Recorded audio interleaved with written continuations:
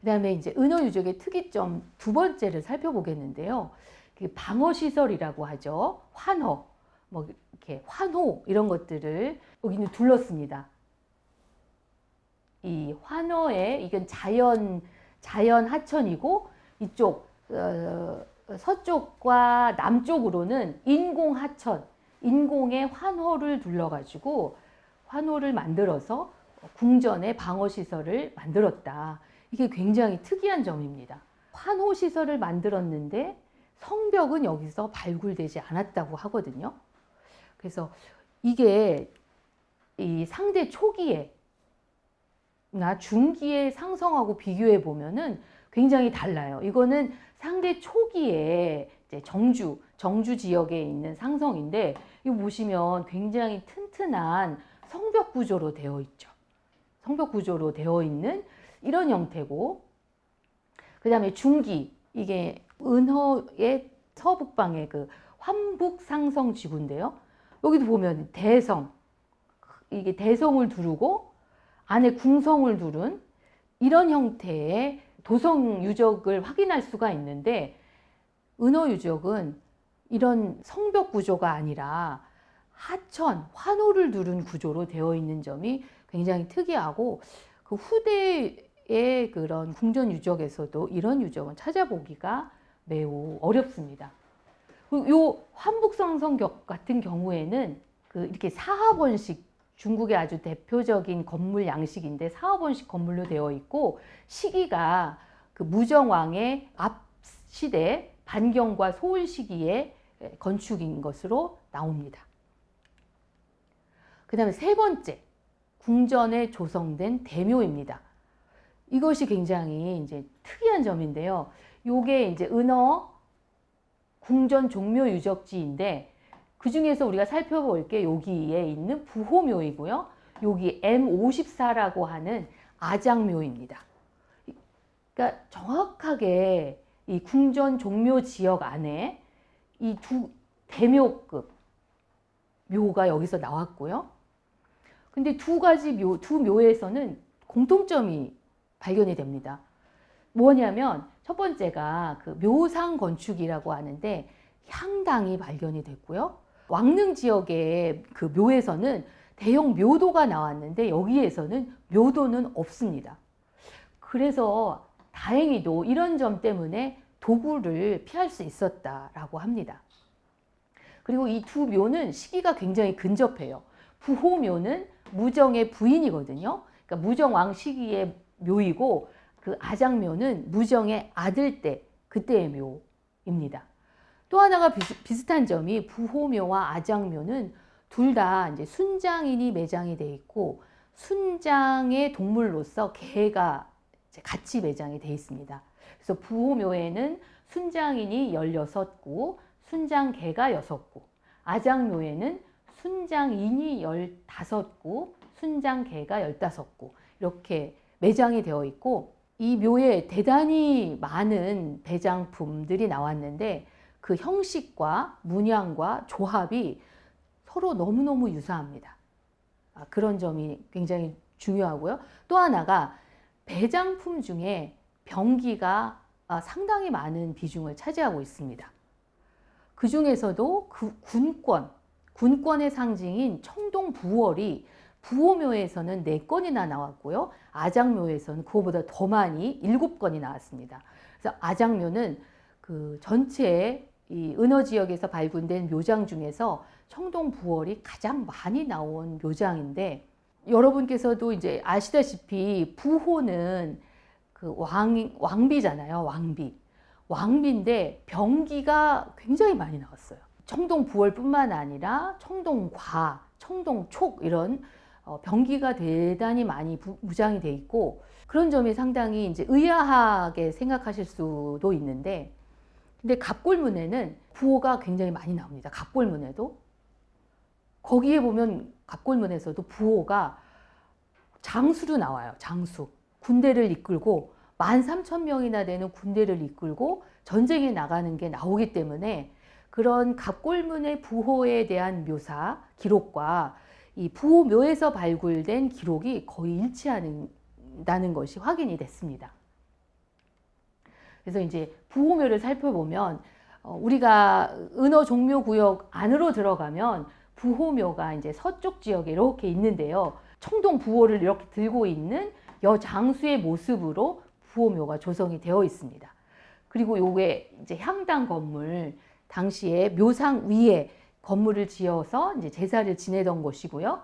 요 밑에 이 비각 옆으로 들어가면은 지하 통로가 있습니다. 지하 통로를 통해서 한 지하 10m 정도 깊이로 이제 묘가 구성이 되어 있는데, 규모는 지하 한 7층 규모라고 합니다. 근데 높이로 따지면 한 10m 정도 되는 거고요. 배장품을 보면은 옥기가 닫았습니다. 아무래도 이제 왕비다 보니까 그런 옥 장식품들이 많겠죠. 옥기가 많고, 그다음에 청동기, 석기도 63건이나 되고, 보석기도 많고요. 골기도 564건, 그다음에 도기가 상당히 적습니다. 도기가 11건. 왜냐하면 이 중화 민족의 그 앙소문화 이런 특징을 보면은 대부분 다 도기가 많이, 채도가 많이 묘장이 돼 있죠. 배장이 되어 있는데, 이 부호묘는 옥기가 대부분이 755건, 청동기보다도 더 많고, 옥기가 대부분 많이 차지하고 도기는 거의 없다. 이게 특징입니다. 그래서 이게 중국식 그 앙소문화식의 전통과는 많은 차이가 있다. 그 점을 알 수가 있습니다. 그래서 들어가면 이렇게 막 그 제어들 해놨어요. 깊이 파고 땅 속에 이렇게 청동기를 둘러놓고, 이쪽 지역에 이렇게 위쪽에 순장인들이 묻혀 있고요. 그 나온 옥기 중에 가장 유명한 그 옥기, 아름다운 옥기, 용과 봉의 모습을 한 그런 옥기들도 대다수가 많이 나왔습니다. 그래서 부호묘에 대해서는 여러분 많이 들어보셨을 거고, 유물들도 많이 아실 테니까 오늘은 아장묘, 최근에 발굴된 2001년에 발굴된 그 아장묘를 조금 더 중점적으로 소개해 드리도록 하겠습니다. 이번에 3월달, 2월달에 개관한 2024년 2월 26일에 이 신관이 개관을 했는데, 그 주제 전시의 주인공이 이 아장이었어요. 이 갑골루는 이렇게 쓰는데, 이 글자를 이제 현재는 아장으로 도금을 하는 거죠. 근데 이 주제 전시의 제목이 뭐냐면, 아장은 어디에서 왔을까? 장은 어디에서 왔을까? 그래서 아장은 은나라 사람이 아니구나, 은당지 사람이 아니구나, 이걸 알 수가 있고, 중국도 아직 이거를 문제를 못 풀었는지 이 제목으로 전시를 하고 있더라고요. 그래서 이 특징이 뭐냐면, 무덤 위에 아까 부호묘처럼 향당을 조성을 해서 아래쪽에 설마 무덤이 있으리라는 생각을 이 도굴꾼들이 못한 거죠. 도굴꾼들이, 이 은허 지역은 옛날부터 아주 유명한 고대 유적지이기 때문에 한나라 때부터 도굴꾼들이 성행을 했던 곳이고, 그래가지고 그 왕릉지구는 다 도굴을 당했잖아요. 그런데 여기는 안 당한 거예요. 왜냐하면 무덤 위에 향당이 있어서 건축지, 그 건축지의 모습을 하고 있고, 땅을 막 다져가지고 이렇게 건물을 지었기 때문에 그 밑으로 무덤이 있으리라는 예상을 못한 결과, 이게 이제 살아남아서 지금 그대로 전시가 되어 있고, 유골까지 나와가지고 그 유골이 어떤 사람인지까지도 분석이 됐습니다. 이 무덤의 조성 시기는 무정왕의 바로, 그러니까 아들 조경과 조갑이 다 무정왕의 아들이거든요. 그 시기에 조성이 됐다고 합니다. 그리고 유골을 분석해 보니까 이 사람은 남자고 부호는 여자인데, 이분은 남자예요. 35세 정도고 무장이다. 근데 다수의 창상을 입은 거예요. 창에 찔린 상처를 입었고 다 아물지 않은 상태에서 죽은 거로 나왔습니다. 그러니까 그 창상이 직접적인 사망 원인이 돼서 이제 돌아가신 거죠. 그리고 이분은 해안가에서 출생을 한 이방인이라는 결과가 나왔어요. 최근에 유골을 분석한 결과. 그리고 또 하나는 특징이, 배장품이 이 남방과 북방식의 문화가 다 이 안에서 나온 겁니다.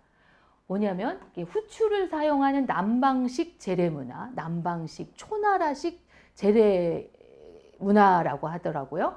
그 남방식 제례 문화와 북방식 청동 무기가 동시에 배장이 된 그런 형태를 가지고 있습니다. 그래서 굉장히 광활한 문화권의 문화가 집약돼서 이 무덤 안에 구현이 됐구나, 이런 것을 알 수가 있고, 그 다음에 이제 아장묘에 트론튬이라는 원소를 분석을 하면 그 각 지역마다 이게 차이가 난다고 하더라고요. 그런데 이 아장의 체내 트론튬 동위 원소의 비율이 은어 지역 토착인과 확실하게 많이 차이가 난다고 해요.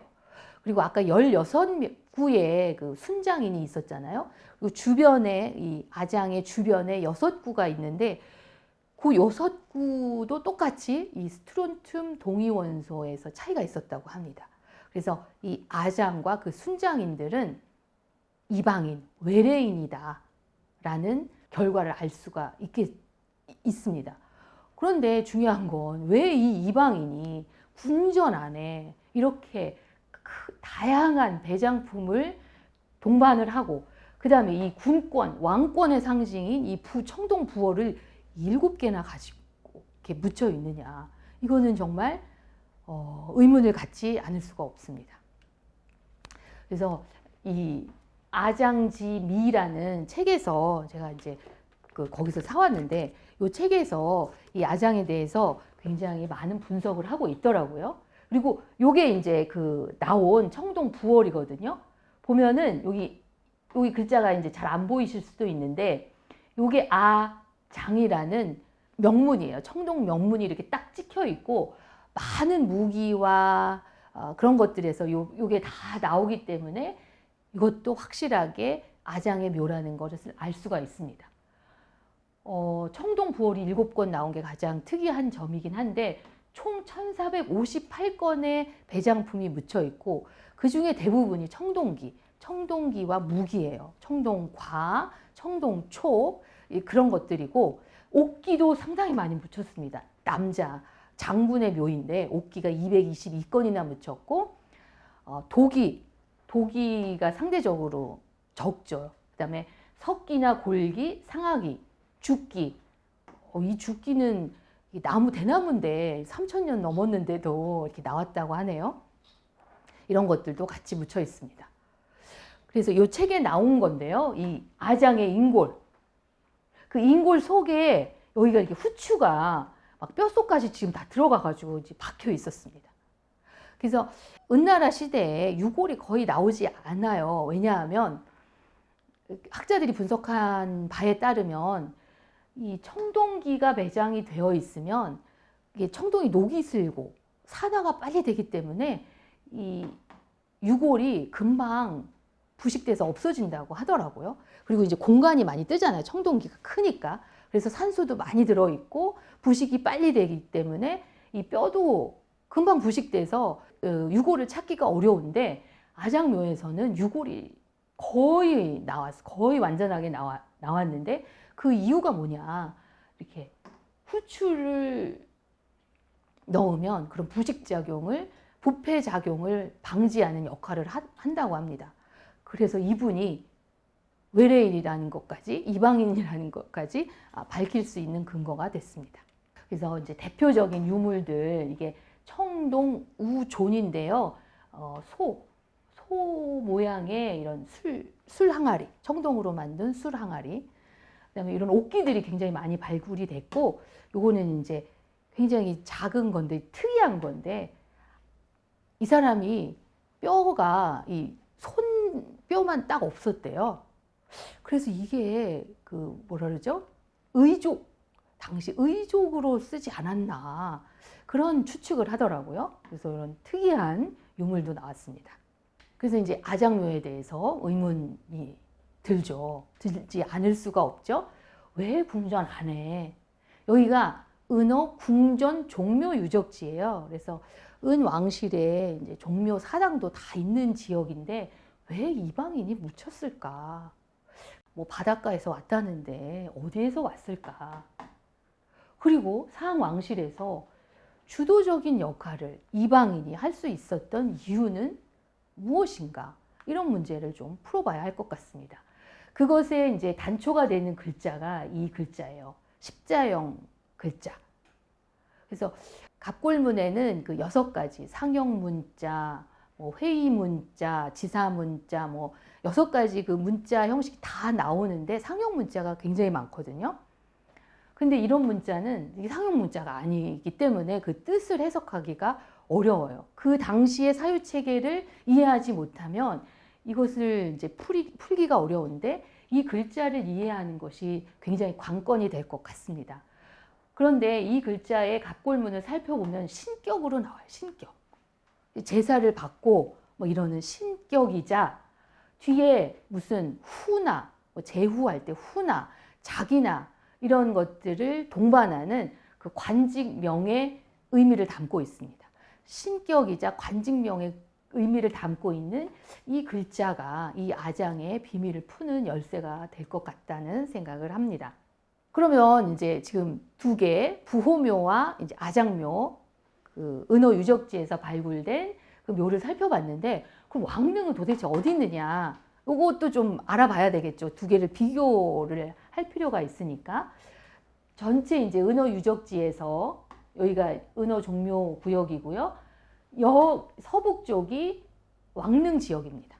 여기가 왕릉 지역이고 요게 1930년대에 왕릉 대묘 M1227을 발굴하는 현장이에요. 여기가 이제 지표면이고 쭉 아래로 막 지하 막 한 10몇 미터 되는 것 같죠? 지하를 파가지고 발굴을 했는데 대부분의 유물들은 이미 도굴된 상태이고 묘의 구조만 좀 알 수 있게 나왔습니다. 그래서 이제 지금 가면 은어 왕릉 유적지를 가면 이런 형태로 해서 볼 수가 있는데 그 묘도의 구조 이런 것들을 좀 살려놨죠. 이게 이제 묘도라고 하는데요. 어떤 거냐면 여기에서 이제 왕릉급 대묘가 13기가 나왔는데 특이한 것은 이렇게 묘도를 다 가지고 있다.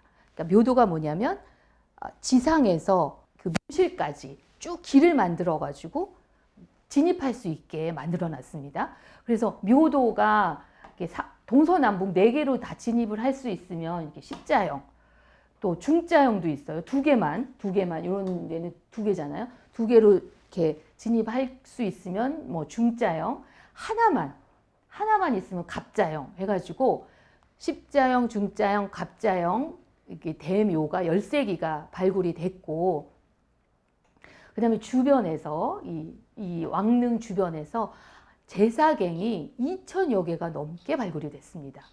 제사갱은 뭐냐면 제사갱과 순장갱이 다른데요. 순장은 묘를 만들 때 그때 같이 묻는 경우는 순장이고 은나라는 제사갱이 많아요.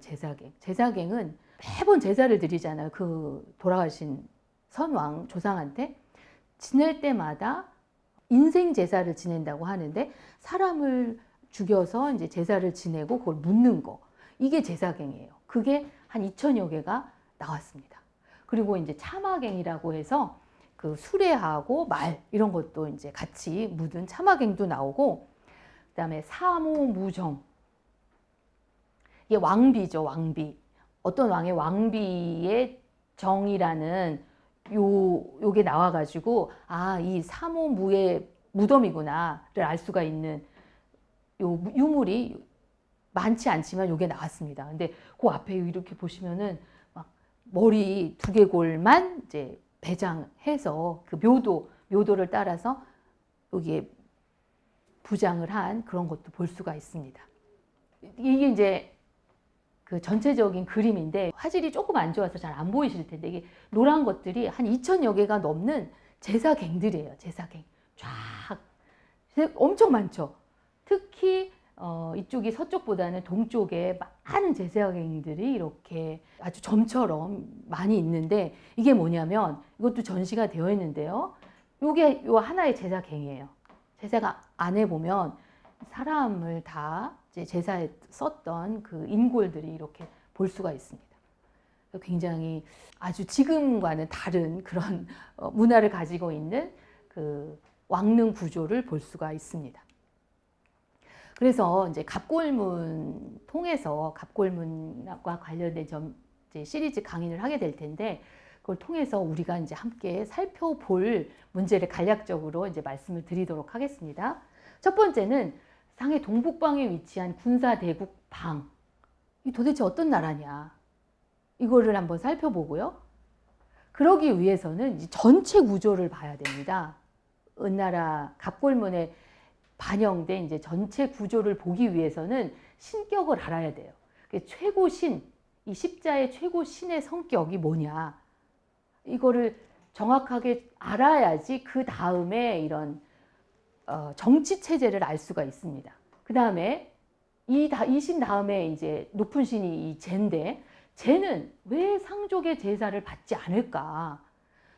굉장히 이게 이제 학자들이 아주 당혹해하는 문제인데, 제사를 받지 않아요. 그래서 지금 중국 학자들이 이제 해석하기로는 너무 높아가지고 제사를 받지 않는다. 인간의 제사를 초월한 신격이다. 이렇게 이제 얘기를 하고 있습니다. 진짜 그런가? 그런데 좀 살펴보면 제 성격과 단군 신화에 나오는 환웅 단군의 성격과 너무 닮았습니다. 그래서 그거를 좀 차계적으로 살펴볼 거고요. 그 다음에 상족은 어떤 그 조상에 대한 계보의식을 가지고 있었나, 상족의 조상신 계보는 어떤가. 우리 이제 사기, 은본기에도 그 계보가 나오는데, 그것과 한번 비교를 해서 상족의 조상 계보에 대한 관념은 어떻고, 그 다음에 이 사후관념, 조상신과 현재의 왕과의 관계는 어떤가, 이런 것들을 살펴보고요. 되게 중요한 게 이제 천간이라는 거예요. 중국 그 상나라 왕들은 다 천간을 묘호로 썼습니다.